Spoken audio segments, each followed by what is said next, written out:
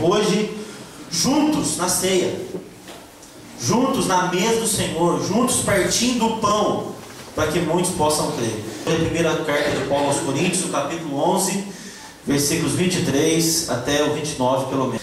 Gente, há muitos perigos nas nossas atividades assim, rotineiras, sabe? Há muitos perigos. Aquelas coisas que você faz todo dia, toda semana, tá? Perigosas por quê? Porque nós corremos o risco de começar a praticar essas coisas de uma maneira assim, mecânica, de uma maneira automática, sem envolvimento de entendimento com o ato, sem envolvimento emocional com o ato, sem uma consciência plena do ato que nós praticamos. E a partir desse movimento mecânico, desse movimento automático, nós vamos banalizando o ato. Nós vamos nos distanciando do ato e da importância desse ato. Tá? Então, se fazemos de forma mecânica, nós corremos o risco de sermos prejudicados pelo ato que deveríamos ajudar. E é isso que Paulo vai falar aqui, para não trazer para si condenação. Examine-se cada um a si mesmo. Então, assim como as práticas mecânicas podem fazer mal para a gente, eu acho que os clichês também podem fazer mal. E esse examine-se a si mesmo é um clichê. É um clichê que traz algum fundo assim, equivocado para a gente. Porque o que é que a gente pensa quando a gente fala assim, examine-se a si mesmo, o homem?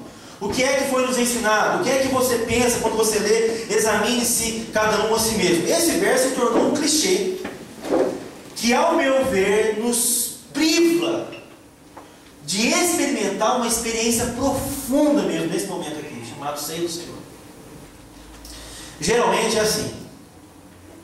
Verifique se você está em condições de participar da ceia do Senhor.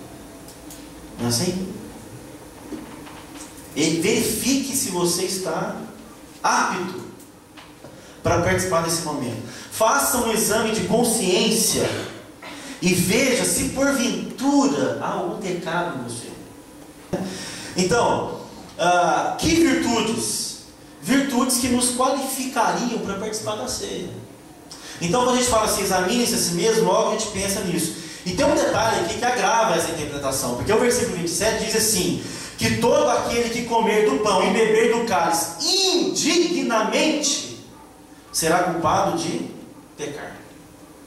Então, o examine-se a si mesmo, muitas vezes as pessoas falam assim, não, examine-se se você está apto para isso, para você não comer, para ver se você está digno de participar desse momento.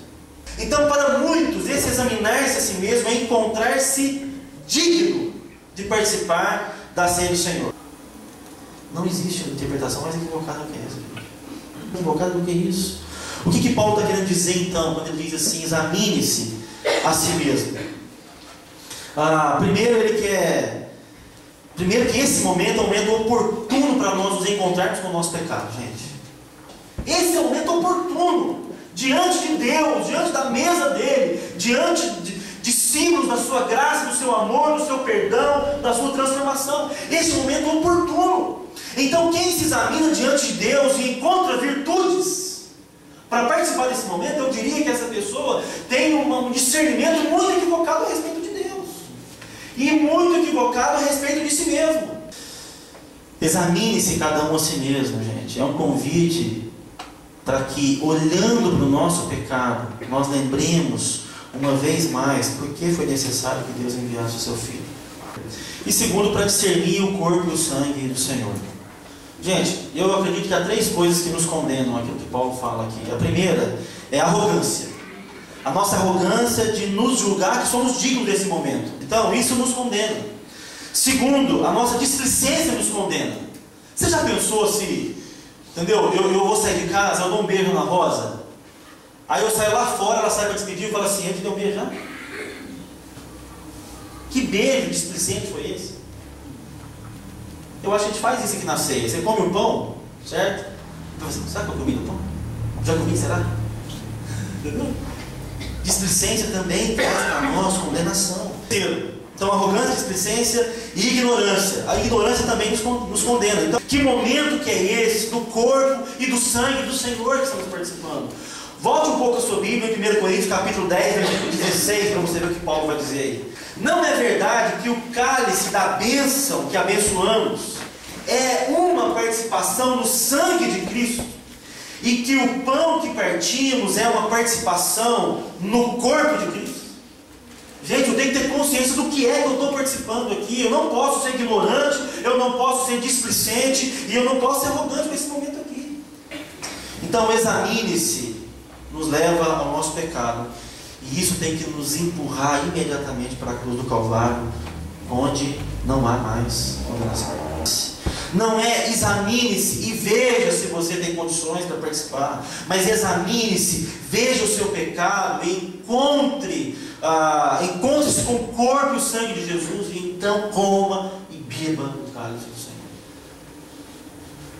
Encontre com o seu pecado, mas encontre-se com o corpo e o sangue de Jesus, que te salva e que te livra de toda condenação. E então coma e beba do cálice do Senhor.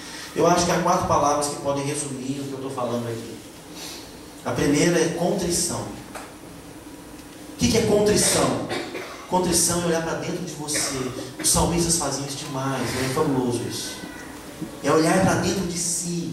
Eu sou pecador mesmo, bater no peito, tem misericórdia de mim. Até quando, o Senhor Paulo diz, né? Até quando o Senhor me livrará do corpo dessa morte? Enfim, o pecado habita em mim, ele reside em mim. É eu ter essa consciência, contrição. Esse momento é um momento, gente, nosso como comunidade, mais apropriado para contrição.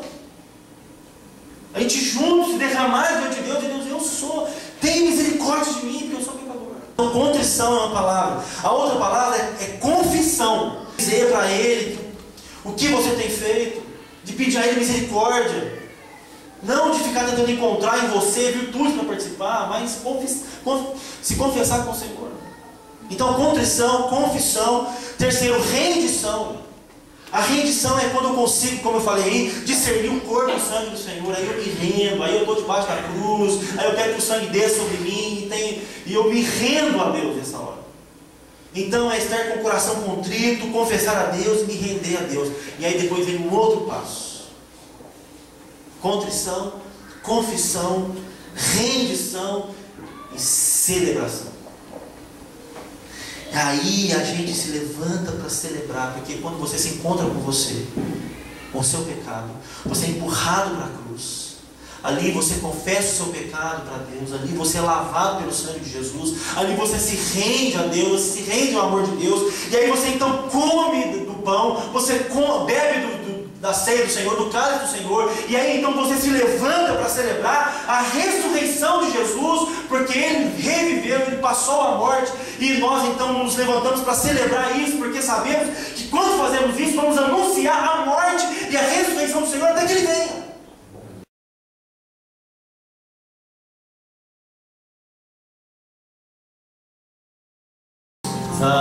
Nós como igreja, Anselmo, Rosana, Pedro, Ricardo, Melissa e Júlia, nós como igreja, nós queremos dizer que nós enviamos vocês em nome de Jesus para aquele lugar, e que ali a bênção do Senhor repousa sobre vocês sejam usados mesmo como farol daquele lugar, e voltem depois cheio de histórias para contar, dizendo que Deus esteve naquele lugar, que vocês foram usados por Ele. Nós queremos ouvir muitas histórias depois, muitas histórias de gente que se converteu, de gente que se rendeu a Deus, de gente que foi transformada, de jovem que reconheceu o Senhor. Nós queremos ouvir essas histórias, e Deus há de promover através de vocês esses sinais, tá bom? Pega a sua mão para cá, querido, em nome de Jesus, vamos orar por eles. Vamos encerrar o nosso culto assim. Nós enviamos, e nós, ó Deus, abençoamos essas famílias. Leva, Senhor, usa como farol, e traga, Senhor, debaixo da tua proteção, debaixo da tua graça.